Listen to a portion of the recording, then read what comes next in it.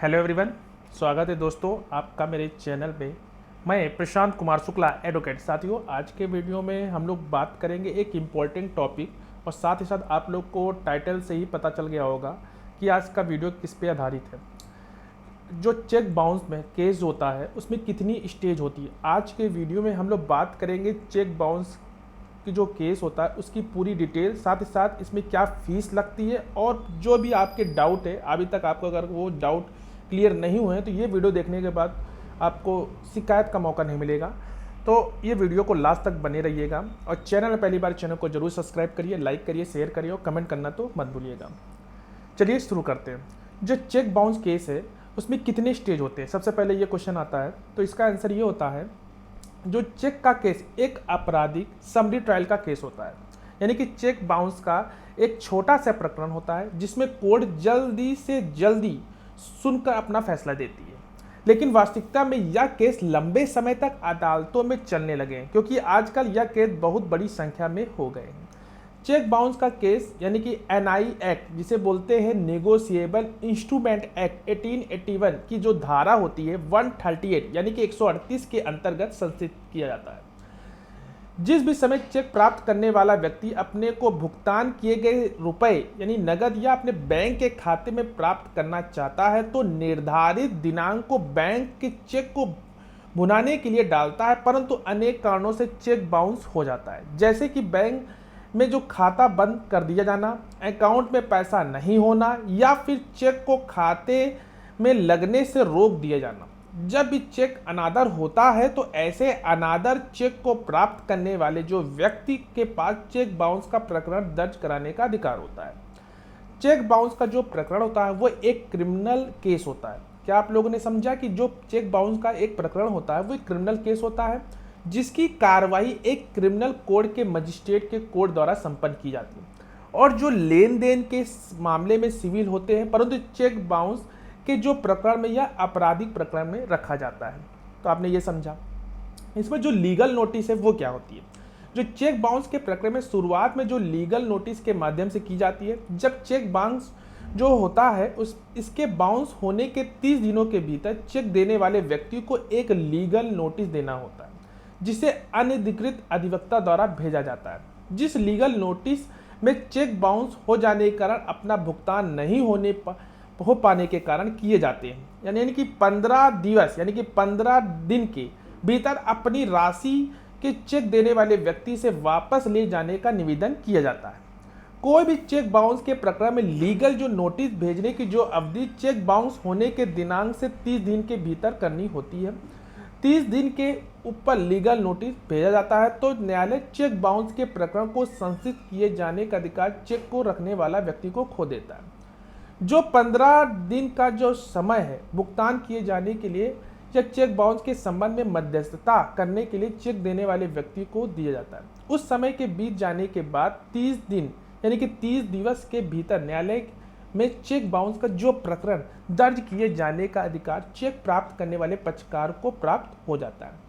किसी युक्त कारण से न्यायालय इस 30 दिन की जो अवधि को भी बढ़ा भी सकता है, लेकिन ये जो कारण होना चाहिए वो एक रीजनेबल होना चाहिए।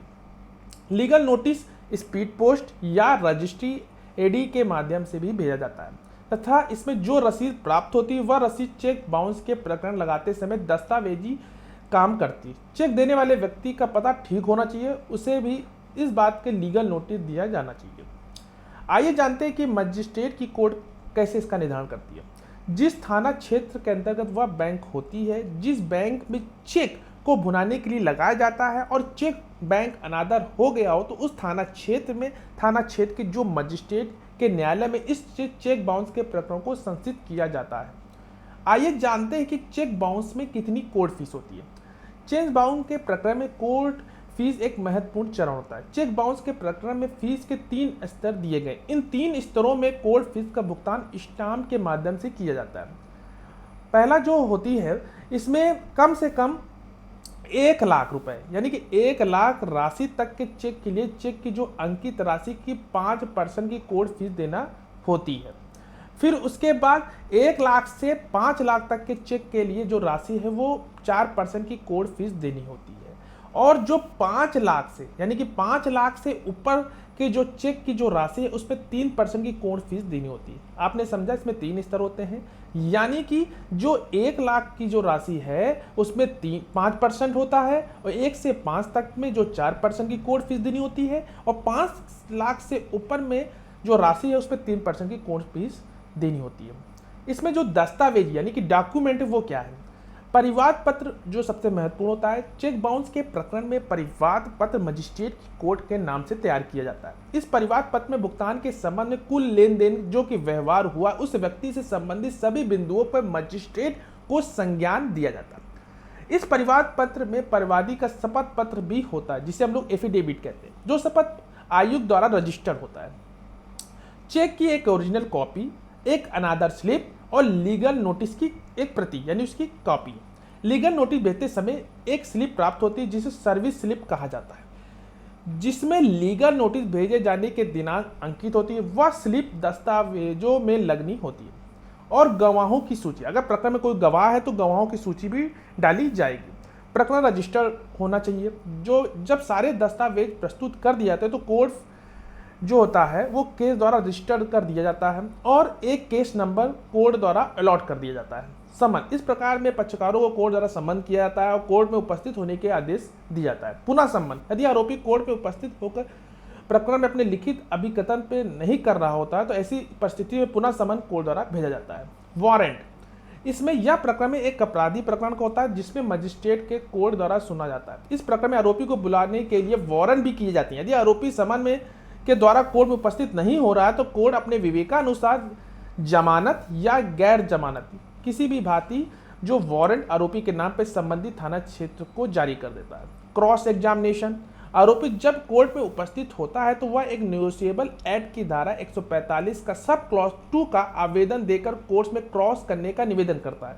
अतः कोर्ट आरोपी पक्षकार का क्रॉस करने के लिए भी अनुमति दी जाती है। उपधारणा जो इसमें होता है, इसमें कोर्ट का अवधारणा करता है कि यदि चेक देने वाला व्यक्ति दोषी होगा तो उसने चेक दिया है तो चेक प्राप्त करने वाले व्यक्ति कहीं ना कहीं सही है। अब यहाँ पे आरोपी पक्षकार पर यह सिद्ध कर रहेगा कि उसके द्वारा जो कोई भी चेक नहीं दिया गया, अगर यह सिद्ध का भार आरोपी पर होता है। समरी ट्रायल, यह एक समरी ट्रायल होता है जिसमें कोर्ट द्वारा शीघ्र निपटाने का प्रयास किया जाता है। समझौता योग्य, यह अपराध समझौता योग्य होता है और यदि दोनों पक्षकार आपस में समझौता कर कोर्ट में इस प्रकरण को खत्म करना चाहते हैं तो वह समझौता कर दिया जाता है तथा अपराध का समन हो जाता है। 2018 में संशोधन किया गया। यह संशोधन धारा 143A जो कि नेगोशिएबल इंस्ट्रूमेंट एक्ट की है। इस धारा के अंतर्गत परिवादी पक्षकार एक आवेदन के माध्यम से आरोपी से अपने संपूर्ण धनराशि जो कि चेक अंकित की गई है उसका 20% जो हिस्सा है वो कोर्ट द्वारा दिलवाए जाने के लिए निवेदन कर सकता है और न्यायालय अपने आदेश के माध्यम से आरोपी को ऐसी धनराशि परिवादी को दिलवा सकता है। और अंतिम बहस, यानी कि आरोपी प्रकरण में समझौता नहीं करता तो मुकदमे को आगे चलाना चाहता है तो ऐसी परिस्थिति में कोर्ट द्वारा आरोप तय कर मामले को अंतिम बहस के लिए रख दिया जाता है तथा दोनों पक्षकारों द्वारा आपस में अंतिम बहस होती है। और निर्णय, अंत में मामला निर्णय पर आता है तथा कोर्ट इस प्रकरण में दोष सिद्ध होने पर आरोपी को 2 वर्ष तक का सश्रम कारावास भी दे सकती है। जमानती अपराध भी होता है। यह एक जमानती अपराध है जिसमें यदि आरोपी को दोष सिद्ध हो जाती है तो उसे न्यायालय द्वारा कारावास कर दिया जाता है तो ऐसी परिस्थिति में जो न्यायालय से अपील से जमानत भी ले सकता है। इस अपराध में किसी भी स्तर पर समझौता किया जा सकता है। तो आज के वीडियो में आप लोग ने जाना कि चेक बाउंस का केस कितनी स्टेज में होते और इस वीडियो के माध्यम से आपको पता चला जो आपके डाउट थे वो भी क्लियर हो गए होंगे। और अगर आपकी कोई भी क्वेरी हो तो आप हमारे दिए गए व्हाट्सएप नंबर पर भी हमसे कांटेक्ट कर सकते हैं। मिलते हैं एक नेक्स्ट वीडियो में एक नेक्स्ट टॉपिक के साथ, तब तक के लिए धन्यवाद।